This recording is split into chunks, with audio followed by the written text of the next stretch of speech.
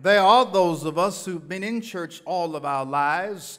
Anybody been in church for 10 years, raise your hand. Over 20 years, raise your hand. Over 30 years, raise your hand. Yes, this is a graduate level church. This is not a beginner's ministry.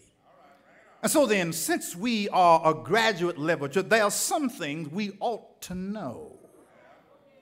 And if we don't know them, then we really need to spiritually put the pedal to the metal, because time is winding up. This is what Jesus said in Revelation when he comes back. He that is holy, let him be holy still. He that is filthy, let him be filthy still. Let me just remind you that whatever condition you're in now, if Jesus were to come now, then that's the condition he'd find you in. So ain't no use of you trying to change because all of a sudden Jesus is here. Because this is what Jesus said. If you're lying, keep on lying. If you've been stealing, keep on stealing. If you've been backbiting, keep on backbiting. Because when I come, my reward is with me.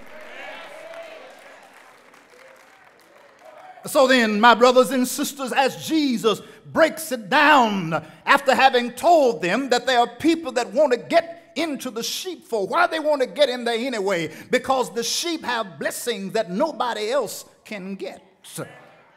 I don't have a problem with giraffes, elephants, rhinoceros, zebras, but they ain't going to get what sheep get.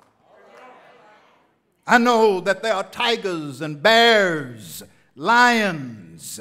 I'd rather be a sheep than a bear, a tiger, or a lion.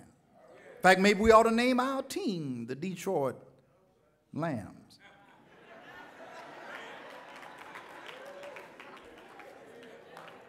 Because if you name yourself a lamb, that means you're going to have a shepherd to block for you. A shepherd going to throw the pass. The shepherd going to help you be a receiver. That's what team I'm on. I'm not on the Bears team because I found out I don't have to growl to get nothing to eat. I found out I don't have to roar for the Lord to open the windows of heaven. I'm not on the snake team because I don't have to have poison. I don't have to have a forky tongue to be blessed. I'm a sheep. I can lay down in green pasture. He'll lead me beside the still water. He'll let me walk through the valley of the shadow of death. I'll fear no evil. Why don't you help me with it? Touch somebody and tell them I ain't scared of nothing. I have a shepherd that will let me lay down and sleep at night. I got a shepherd that'll calm my fears. I got a shepherd that'll bind my broken heart. I got a shepherd. He'll rock me when I get weary. The Lord is my shepherd. Do you love him today? Come on and give him some praise if you love him.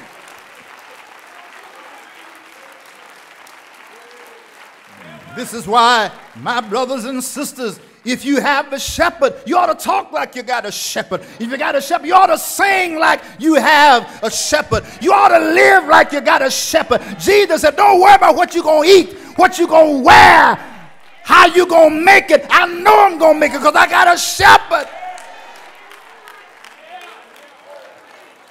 That might be the reason why some people want to sneak over the wall and get in the sheepfold, because there's a special relationship in the sheepfold. Ain't no backstabbing in the sheepfold, because a sheep wasn't designed like that. You understand, God didn't make sheep with fangs. He didn't make sheep with poison. He didn't make sheep to be able to run as fast as an antelope or a deer. A sheep has to depend on a shepherd. And then let me throw you a curve. He said you're a sheep because a sheep ain't got to have all the sense.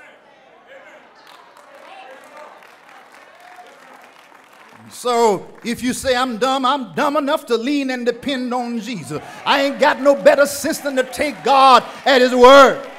I'm glad I have a shepherd. I don't have to hurry. I don't have to worry. I don't have to fret. But if I wait on the Lord, He'll renew my strength.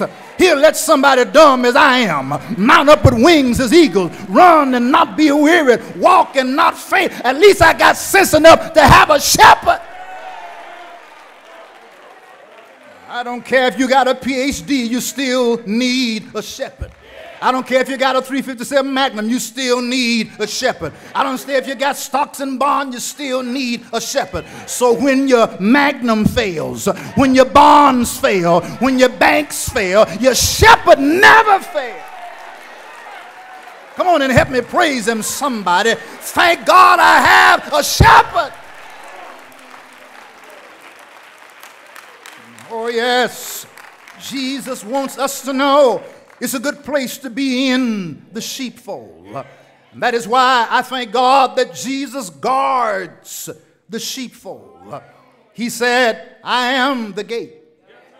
That means everybody can't get in here.